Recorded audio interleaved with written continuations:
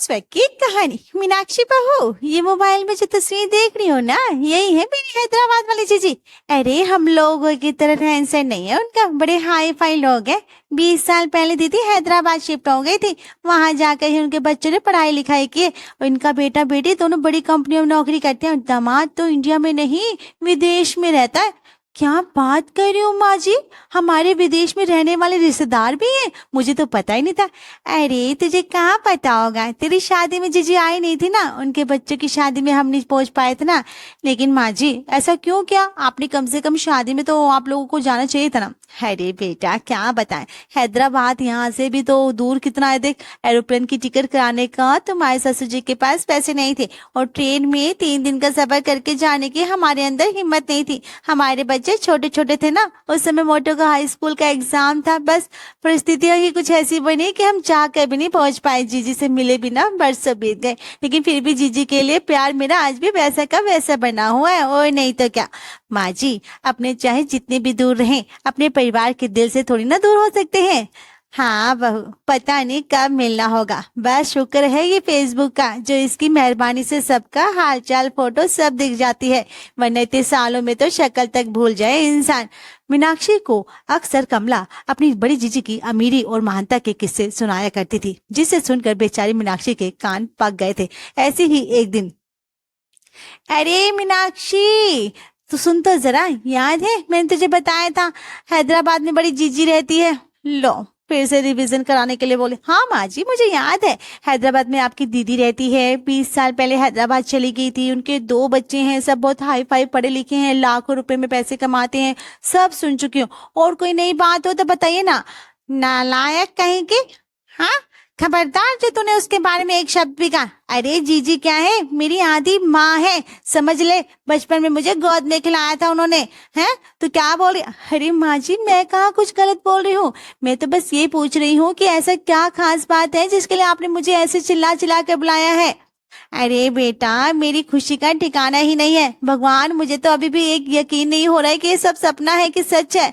अरे तुझे पता है अभी फोन आया था मेरा। क्या माँ जी, आपका कौन बनेगा करोड़पति में जाने का नंबर तो नहीं लग गया? हाँ अब समझ में आया, तभी आप फोन सुनने के बाद ऐसी खुशी के मारे बावली हुई जा रही है ना माँ जी? अब आपको घर गृहस्थी के कामों की चिंता करने की कोई जरूरत नहीं है। आप तो बस सुबह से लेकर रात तक सिर्फ किताबें खोलकर उसमें अपना दिमाग खपाइए। मैं कह रही हूँ ना, 10 करोड़ ना सही 10-20 लाख तो जीत कर ही लेकर आना। अरे हमारी गरीबी तो इतने में ही दूर हो जाएगी माँ जी, ठीक है ना माँ जी? अरे चुप कर नालायक, पैसों की भूखी। अरे भगवान, किसी की बात सुनती नहीं है पूरी, अपने राग अलपने लग जाती है। तेरी बातें सुनकर मेरी सारी खुशी हवा हो गई है। अब तू जा यहाँ से, मैं तुझे कुछ नहीं बताने वाली। अरे ऐसे क्यों कर रही है माँ जी, बताइए ना फिर क्या बात है? अब आप इतना उछल रही थी तो मुझे लगा शायद 10-20 लाख मिलने वाले हैं, और इसलिए इतनी खुशी से बावली हुई जा रही थी। अरे बताइए ना, तू जा यहाँ से, 10 लाख का पीछा छोड़, और मेरी जीजी आ रही है। कौन सी जीजी? वो जबलपुर वाली? सत्यानाश, इतनी बार तुझे बताया है मैंने जीजी के बारे में, लेकिन तभी तो तेरे दिमाग में नहीं बैठता। जबलपुर वाली नहीं, हैदराबाद वाली जीजी आ रही है। वैसे तेरी भी गलती नहीं है, तूने आज तक उन्हें देखा ही नहीं है ना, तो याद कहाँ से रहेगा, है ना? अरे नहीं माँ जी, मैं मजाक कर रही थी, मुझे सब याद है। अब आप प्लीज फिर से उनकी हिस्ट्री ज्योग्राफी बताने मत बैठ जाइए, मेरे पास रसोई में बहुत काम पड़ा है। आप ना शॉर्टकट में बता दीजिए क्या बात है, वरना मेरी सब। अच्छा सुन, मेरी जीजी आ रही है अपने पूरे परिवार के साथ। इतनी खुशी तो मुझे मेरे बहू के आने की भी नहीं हुई थी जितनी जीजी के आने की। ओहो, आपकी जीजी आ रही है? लेकिन माँ जी आप तो कहती थी मौसी जी अपने बड़े शहर हैदराबाद से बाहर कहीं जाती नहीं है, खास करके अपने छोटे से शहर में उनको रहने की आदत भी नहीं है। फिर हमारे छोटे शहर में ऐसे अचानक आने का क्या प्रोग्राम बन गया? अरे भाई, तेरे सीने पर सांप क्यों लौटने लग गए हैं? मेरी जीजी का नाम सुन के तेरे हाथ पैर हिलाकर काम करने का जो काम पड़ जाएगा ना, इसलिए करिए ना। देखो मेरी बड़ी जीजी आई है, उन आने से पहले ना मुझे घर एकदम चकाचौंध चाहिए, समझ रही हो ना? तू पूरा दिन बैठकर मोबाइल में उंगलियां घिसते हुए तुझे नजर नहीं आनी चाहिए मुझे, कुछ समझ रही है? नहीं तो तेरी खैर नहीं। चल पूरे घर को चमका दे। माना है कि उनके स्टेटस का घर नहीं है हमारा, लेकिन फिर भी साफ सफाई तो मेंटेन रख ही सकते हैं ना। अब तू जा, बातों में समय खराब मत कर, जीजी के आने की तैयारी कर। माँ जी लेकिन तैयारी कैसे होती है बताइए तो? सोने की थाल ऑर्डर करके मंगवा लूं क्या? उस थाल में दीपक रख के आरती उतार लीजिएगा उनकी, किसी ने ठीक ही कहा है। बंदर क्या जाने अदरक का स्वाद। तेरे पूरे खानदान में कोई इस मुरादनगर से निकल कर बाहर गया हो तो तुझे पता चलेगा। कि बड़े शहर में रहने वाले लोगों की क्या लाइफस्टाइल होती है। अरे मेरी जीजी हैदराबाद की बहुत बड़ी हस्ती है, सोशल वर्कर है, और कोई साहित्य कवि सम्मेलन हो, स्कूलों के चीफ गेस्ट बनने से लेकर हर क्षेत्र में झंडा गाड़ रखा है मेरी दीदी ने। क्या बात कर रही है माँ जी, मौसी जी इतनी बड़ी सेलिब्रिटी है क्या? लेकिन फिर भी आपको देखकर मुझे यकीन नहीं हो रहा है कि आपकी बहन इतनी खास हो सकती है। हाँ, कहाँ आप, कहाँ मौसी जी, आपको तो गली का कुत्ता भी पहचानने से इनकार कर देता है। हाँ देखा ना, आप भी जब साड़ी पहन के घर से बाहर निकलते तो कॉलोनी के कुत्ते आपको दौड़ा दो लेते हैं। हद हो गया है ना मम्मी जी, क्या सही और हद हो गई है भाऊ। जब भी मुंह खोलेगी तब बकवास ही करेगी। मैं कहती हूँ तो तैयारी में लगेगी कि नहीं है? माँ जी मैंने कब इनकार किया, मैं सामान की लिस्ट बना देती हूँ, आप ना मंगवा दीजिए। और वैसे भी मैंने सुना है बड़े बड़े अमीर लोग ना हम लोगों की तरह ज्यादा पूरी परांठा नहीं खाते, वो तो बस सलाद और सूप ही लेते हैं। ये मेहमानों के घर आने पर पूरी परांठा शाही पनीर खिलाना, ये सब ना हमारे जैसे मिडिल क्लास लोगों की सोच है। इसलिए मैं सोच रही हूँ माँ जी, मासी जी के आने की खुशी में ना मैं भी ना 2-3 तरह के ना बढ़िया अंग्रेजी स्टाइल के सलाद बनाना सीख लेती हूँ। और सूप भी ज्यादा अंग्रेज बनकर मत दिखाया कर, जो तुझे कहा है ना चुपचाप वही कर, वही सब बना ले। और सुन, मेहमानों के सामने नाक मत कटा देना मेरी। अरे जीवन भर मेरी पहली बार मेरी जीजी आ रही है और तू ऐसे खातिरदारी करेगी उनके ये कच्चा खीरे और गाजर किस गिला कर। नहीं नहीं, मुझे नहीं चाहिए ऐसा कुछ भी। माँ जी है मुझे क्या है, मैं तो बना दूंगी मटर पनीर, लेकिन मैं तो जो कह रही थी ना आपके फायदे के लिए कह रही थी कि सास को गुस्से में अपनी तरफ घूरते देख मीनाक्षी चुपचाप रसोई की तरफ निकल जाती है। अच्छी मुसीबत आ गई है, सासू माँ की बहन, वो भी वीआईपी ट्रीटमेंट दो। मुझे समझ में नहीं आ रहा है वो हमारे घर मासी जी मिलने आ रही है या फिर हमारे घर की साफ सफाई का इंस्पेक्शन करने आ रही है। बड़े लोग हैं तो कौन सा 10 दिन रुकेंगे हमारे इस 3 कमरे के घर में, जरूर होटल में कमरा बुक कराया होगा। और सासू माँ के आदेश को टालना तो संभव नहीं था, इसलिए बहू जोर शोर से मौसी जी के आने की तैयारी में लग जाती है। मौसी के आने वाले दिन, अरे मीनाक्षी ये माधव कहाँ रह गया? हाँ, इसे बोला था ना एयरपोर्ट से मौसी को लेकर आने के लिए। हाँ माँ जी मैंने सवेरे ही बता दिया था, अब आप ही बताइए मैं घर के काम देखूं या आपके बेटे को हर आधे घंटे में याद दिलाऊं? हाँ मौसी जी को लेने एयरपोर्ट जाना है। अरे हाँ भाई याद है, बस निकल रहा हूँ। मैं माधव को मौसी जी को लेने के लिए गए 1 घंटा हो गया है, लेकिन अभी तक मौसी जी घर आई ही नहीं थी। माधव तभी घर के बाहर टैक्सी रुकने की आवाज आती है। मीनाक्षी दौड़कर दरवाजे की ओर देखती है। माँ जी दरवाजे पर टैक्सी आकर रुकी है, लेकिन माधव तो अपनी गाड़ी लेकर गए थे ना, अगर मौसी जी टैक्सी में आई है तो वो कहाँ रह गए? अरे निकम्मा है 1 नंबर का, मुझे तो लगता है कि एयरपोर्ट पहुंच ही नहीं पाया होगा। बेचारी दीदी खुद ही टैक्सी लेकर आ गए। फिलहाल तो स्वागत कर जीजी का, मैं फोन लगाती हूँ माधव को। अरे भाई कमला, कैसे अनपढ़ टैक्सी वाले हैं तुम्हारे यहाँ? हाँ इसे ऑनलाइन बैंकिंग ट्रांसफर आता ही नहीं है, कब से बहस किए जा रहा है। चल तू मुझे 560 दे दे, इसके मुंह पर मार कर दफा करूँ इसे। हाँ हाँ हाँ जीजी रुको अभी देती हूँ, आप अंदर चलो, इससे मैं निपटती हूँ। ये ले तेरे किराए के पैसे। पर क्यों बहस करके जीजी को परेशान करा था? हाँ आजकल तो सब्जी वाले भी मोबाइल में पैसा ले लेते हैं, तुझे कौन सी आफत पड़ी है? मोबाइल से पैसा तो मैं भी ले लेता हूँ, लेकिन पैसा होना भी तो चाहिए ना अकाउंट में। एक चवन्नी मेरे अकाउंट में से ट्रांसफर हुई नहीं, पर मैं कैसे मान लूं? पता नहीं ट्रेन का टिकट भी कराया था या ऐसे ही जनरल डब्बे में वगैरह करके आ गई है। क्या बोला? ट्रेन? अरे हवाई जहाज में आई है मेरी जीजी। आया बड़ा इधर मौसी जी के घर में आ गई थी और उधर माधव की माँ उसे फोन लगाती है। अरे माधव कहाँ है तू? हाँ माँ मैं तो एयरपोर्ट के बाहर ही खड़ा हूँ, लेकिन यहाँ मौसी जी मुझे कहीं नजर ही नहीं आ रही है। एक बार फोन करके जरा फ्लाइट का टाइम कंफर्म तो कर लो। हाँ तो कहीं गलतफहमी तो। अरे तू अभी तक वहीं खड़ा हुआ है? अरे मौसी तो कब के घर के अंदर आ गई है। मौसी कब एयरपोर्ट से निकली और कब घर पहुंच गई, मुझे पता ही नहीं लगा। चलो फिलहाल तो मैं घर चलता हूँ। घर आकर माधव देखता है कि मौसा जी और इनके बेटे बेटी की खूब जोरों जोरों से खातिरदारी चल रही थी। हाँ अब घर भी आ गए हैं और मैं एयरपोर्ट पे ही खड़ा रहा। मौसी जी हाँ लेकिन मैं तो आपके फ्लाइट के टाइम से पहले ही पहुंच गया था, आप लोगों ने मुझे वहां देखा नहीं क्या? हाँ मैंने बोर्ड भी ले रखा था आपके नाम का। बोलिए मौसी जी। अरे नहीं बेटा, काफी देर इंतजार करने के बाद हमने सोचा टैक्सी ले लेते हैं, हो सकता है तू भूल गया हो एयरपोर्ट आना। अरे छोड़िए ना माधव, मौसी जी आराम से पहुंच गई थी, इससे ज्यादा और क्या चाहिए। आइए आप भी चाय नाश्ता कर लीजिए। बेटा देख नाश्ता तूने बहुत बढ़िया बना लिया है, अब ऐसा करना खाने में ना ज्यादा वैरायटी मत बनाना, हल्का खाना खाने से पेट को आराम मिलता है। मैं भी माँ जी को यही समझा रही थी। चुप कर जा, जब देखो तब बीच में बोलने लगती है। अरे तेरा बस चले ना तो तू रोज खिचड़ी खिलाकर ही काम चला ले। अरे नहीं कमला, बात तो बहुत ठीक कह रही है बहू। तुम ऐसा करना, रात के खाने के लिए बस दाल मखनी, मटर पुलाव, काजू खीर और मलाई कोफ्ता रख देना, ठीक है। मम्मी रायता भी बोल दो ना, हाँ थोड़ा आसान हो जाता है पूछने में। हाँ हाँ बेटा, चल रायता भी रख लेना। वैसे भाभी, मैंने सुना है छोटे शहरों में कचौड़ी भी खाते हैं लोग। हाँ भाई, हम तो खाते हैं कचौड़ी। क्या हुआ, वो भी खाना है क्या? हाँ हाँ, वो थोड़ी सी कचौड़ी भी बना देना। मम्मी तो कभी बनाती ही नहीं है इस तरह का खाना। अब आपके यहाँ आए हैं तो सारे शौक भी पूरे करवा कर ही जाएंगे ना। भाई देखो, अपना तो यह मानना है कि जैसा देश वैसा भेष। अब जब हम लोग मोदी नगर आ गए हैं तो फिर तुम लोगों की पसंद के हिसाब से ही तो खान पान रखना पड़ेगा ना। अब ये तो कोई बात नहीं होती कि हम यहाँ आकर अपने हिसाब से खाना बनवाएं। हाँ, इतना लंबा चौड़ा ऑर्डर पेल दिया मौसी जी ने, और अभी भी बोल रही है कि अपने हिसाब से खाना नहीं बनवा रही हूँ।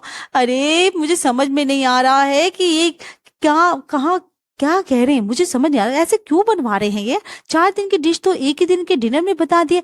अरे बाबा रे बाबा, इतना खाना तो मैं 4 दिन में भी नहीं बनाती जितना इन्होंने सिर्फ आज में बनाने को कह दिया। माँ जी जरा रसोई में आइए ना, आपसे कुछ जरूरी बात करनी है। माँ जी सुनिए ना। अब क्या हो गया बहू, पता है मुझे ना, कहाँ काम चोरी कहाँ बहाना याद आ गया होगा ऐसे। हाँ तुझे याद, माँ जी कोई काम चोरी का बहाना याद नहीं आया। मैंने आपको ये बताने के लिए बुलाया है कि सुबह 6 बजे से एक टांग पर खड़े होकर आपकी प्यारी बहन के लिए तरह तरह के व्यंजन तैयार किए थे मैंने, लेकिन मौसी जी ने तो फिर से एक लंबी चौड़ी सी लिस्ट पकड़ा दी है। अब ऐसा है, मेरी तो दर्द के मारे ना कमर टूट रही है। अब आप ही रसोई में आकर थोड़ा काम में हाथ लगाइए, वरना भूल जाइए कि मैं यहाँ शाही भोज भगाने वाली हूँ, समझी। अरे 1000 बार कहा था इसने, कम माधव को कोई हट्टी कट्टी गांव की लड़की लेकर आ। शहर की लड़कियों के यही ड्रामे होते हैं, थोड़ी देर काम कर लेती है और उनकी उयम्मा में तो टूट के दांत निकल जाते हैं, बिगड़ है। अरे पूरे 3 घंटे दोनों सास बहू की कमर तोड़ मेहनत के बाद आखिरकार डिनर बनकर तैयार हो जाता है। डिनर के बाद अब बन गया। माँ जी आज तो गहरी नींद आने वाली है मुझे, पूरा दिन काम करके थक कर चूर हो चुकी हूँ। हाँ भाई, थकान तो मुझे भी बहुत हो गई है। अरे बहू, कहाँ भाग रही है इतनी जल्दी? हाँ मासी जी, वो इन्हें ना सुबह ऑफिस जल्दी जाना होता है ना, तो इसलिए अपने रूम में सोने जा रही हूँ। ये लो भाई, हम इतना दूर से तुम्हारे साथ समय बिताने के लिए आए हैं और तुम्हें सोने की पड़ी है। हाँ, अभी एक कप कॉफी भी तो बाकी है ना। अच्छा चलिए ठीक है, अभी ना आपकी इच्छा तो है बना देती हूँ। अब कॉफी का इंतजार करते हुए दोनों बहनें बैठकर आपस में बातें करने लगती है और बहू मीनाक्षी गर्मा गर्म कॉफी बनाकर सबके आगे कॉफी रख देती है। जैसे ही मीनाक्षी धीरे से अपने कमरे की ओर बढ़ जाने लगती है, मौसी जी की बेटी उसे आवाज लगाती है, भाभी कॉफी बनाने से पहले आप एक बार चॉइस तो पूछ लेती ना। मैं सिर्फ कोल्ड कॉफी पीती हूँ, मेरे लिए कोल्ड कॉफी बना दो ना प्लीज। कोल्ड कॉफी के लिए तो घर में बर्फ नहीं है, सॉरी आज तो नहीं बन पाएगी। हाँ भाभी, तो इसमें कौन सी चिंता की बात है, आप ना ब्लैंकेट से एक आइसक्रीम ऑर्डर कर दीजिए। आइसक्रीम वाली कोल्ड ड्रिंक कॉफी तो वर्ल्ड की बेस्ट कॉफी होती है। अब तो मीनाक्षी के पास उसकी बातों का कोई जवाब नहीं था, इसलिए बेचारी मीनाक्षी चुपचाप रसोई में जाकर कोल्ड कॉफी बनाने लग जाती है। मीनाक्षी की कोल्ड कॉफी देखकर बाकियों के मुंह में भी पानी आने लगा था। अरे बहू, इतनी स्वादिष्ट कोल्ड कॉफी बना के लाई है तू, अब तो मेरा भी दिल फिसलने लगा है। तेरी कोल्ड कॉफी पर ना ऐसा कर बेटा, हमारे लिए भी ना बना ले एक कोल्ड कॉफी। अरे यार, ये लोग क्या काल पीड़ित प्रदेश से आए हैं क्या, एक के बाद एक खाने की फरमाइश करते ही जा रहे हैं। अरे कल का सवेरा नहीं होगा क्या, जो खाना है कल सवेरे खा लेना। लेकिन नहीं, इन्हें तो रात के 12 बजे सारी फरमाइश पूरी करवानी है। माँ जी को मैं छोड़ूंगी नहीं, एक इनकी वजह से ना ये सब भुगतना पड़ रहा है मुझे। गुस्से में बड़बड़ाते हुए मीनाक्षी फिर से किचन में जाकर एक बार कोल्ड कॉफी बनाने में लग जाती है। अगले ही दिन सुबह, भगवान करे एक एक दिन में ये लोग वापस चले जाएं। भाई इससे तो अच्छे हम छोटे शहर वाले हैं, कम से कम हम किसी और के घर जाकर ऐसी अब हरकतें तो नहीं करते हैं। अगला दिन एक नई खबर के साथ आया और वह खबर यह थी कि आज मौसी का दामाद भी कमला के यहाँ आने वाला था। अरे माँ जी, इन लोगों ने खाकर मेरी हालत पस्त कर दी है, अब इनका दामाद भी आ जाएगा, पता नहीं क्या गद बनवाएगा मेरी। शाम होते होते मौसी जी का दामाद राजीव भी उनके घर पहुंच गया था, और कहने की बात तो बिल्कुल भी नहीं है, दामाद बाबू भी बिल्कुल अपनी सासू माँ के जैसे ही थे। घर पर आते ही उन्होंने भी बहाना बनाकर टैक्सी के पैसे माधव से मांगे और उसके बाद एक के बाद एक खाने की फरमाइश शुरू कर दी। माँ जी, मैं बता रही हूँ, अगले 2 दिन से ज्यादा ये लोग हमारे घर रुके ना तो फिर मैं अपनी नई बहू ढूंढ लेना। अब मैं चली जाऊंगी अपने घर। अरे अरे अरे बहू, कैसी बातें करी तू? चाह कर भी ना तू काम चोरी नहीं कर बेटा, वजह से अपनी बहन से रिश्ता तोड़ लूं? नहीं नहीं माँ जी, मैं ये नहीं कहा, अपनी बहन से रिश्ता मत तोड़िए। मैं तो बस इतना कह रही हूँ कि आप अपने लिए नई बहू ढूंढ लीजिए, इतना तो कर ही लोगी ना आप। एक तरफ बहू की धमकियां थी, दूसरी तरफ मौसी और उसके परिवार की कभी ना खत्म होने वाली फरमाइश। किसी को कोल्ड कॉफी चाहिए, किसी को आइसक्रीम, किसी को कुल्फी फालूदा, कोई शाही पनीर मांग रहा था तो कोई कढ़ाई पनीर। पूरा दिन घर में सिर्फ और सिर्फ खाने की बातें ही हो रही थी। मौसी के परिवार को यहाँ आए हुए पूरे 4 दिन हो गए थे और अभी भी वो लोग टस से मस होने का नाम नहीं ले रहे थे। ऐसे ही मम्मी 4 दिन से 40 दिन का खराशन चढ़ कर गए हैं ये लोग। अरे अब कब तक चलेगा ये? अपनी मौसी जी से पूछिए ना, कब तक जाने वाले हैं ये लोग? हाँ, अपने बड़े शहर अरे बेटा, किस मुंह से बताऊं तू तुझे? है कोई बड़े शहर में नहीं रहता। इनके दामाद, जिसे मैं बहुत हाई फाई समझती थी, मुंबई में टैक्सी ड्राइवर है, और बेटा ये हैदराबाद में फैक्ट्री में मजदूरी करता है। ये सब देखने दिखाने की बातें हैं बेटा, कोई करोड़पति नहीं है ये लोग, बल्कि इतने सालों से किसी रिश्तेदार के यहाँ इसलिए नहीं आते थे क्योंकि शर्मिंदगी के कारण किसी का सामना नहीं कर सकते थे।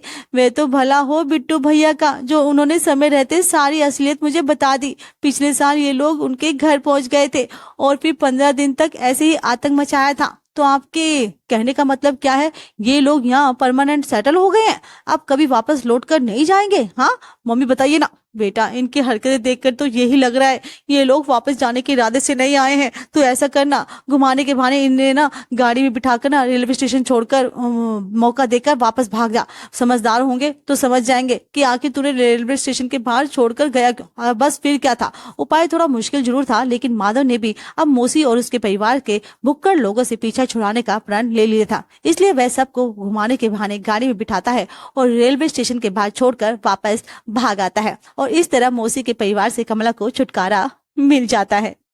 अगर हमारी वीडियो आपको पसंद आए तो हमारे चैनल बज स्वैग को सब्सक्राइब करें, लाइक, शेयर और कमेंट्स करना ना भूलें। Thanks for watching.